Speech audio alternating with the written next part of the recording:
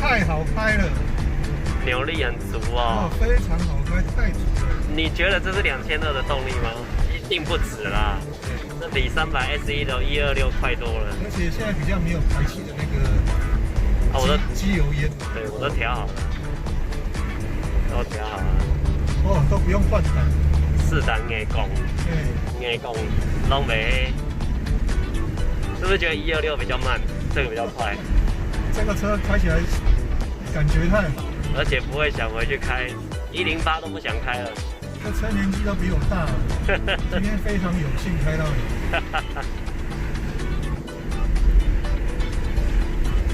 现在新乌路往雾来的路上，没错。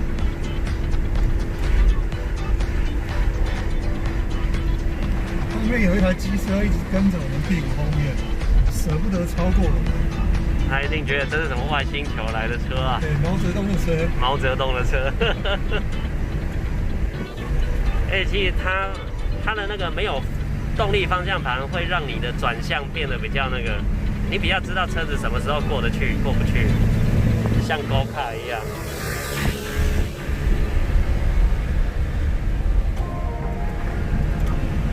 开这个车还真的要有点背力，对，腕力。的时候必须像骑摩托车一样，要用力一点，身体要跟着一起走。对。可是我发现如果你进弯的时候带了一点刹车，你就会知道方向盘转不过去了。你那时候要赶快放掉油门，放掉刹车，补点油门，车头就溜进去了。因为它完全没有动力，所以它的那个它会告诉你很明白哦。对，你比如说进弯，你要先减好速，然后进弯就补油了，然后它方向盘就会吸进去。如果你进弯才刹车，你就觉得方向盘要抗拒了。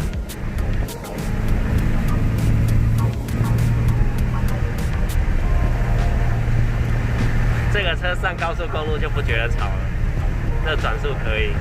太好开了！老古董虽是老古董，真是太爽了。这跟后来 Bosch 机喷的感觉都不一样，对不对？这是喷消帮补喷，就是爽。这个爬坡，所以你说会舍得换引擎吗？这个舍不得换。舍不得。你开过不知道。对啊，刚刚还说要换8缸，现在不想换了就这个就可以了，爽。这个开了嘴角都会笑。只是巴古尼亚看不太习惯，太小。要用这个大巴古尼亚。对，那个会垂下来，因为它重，我要再改进。然后你看你先放油门，然后方向盘进去的时候补油，它就过去了。它车头会吸进去。4档一样照拖啦，比较慢一点。对，这个很陡还不算勉强。对，也没有爆震。赫曼的功力实在太强了。也就抓到一个刚刚好、最好就可以了。但是每次都是这样讲，要抓很久啊。4档了，没有换挡啊。爬坡你换这个档蛮麻烦的。对，根本不想换。看能不能改自排的。不要，就是这个。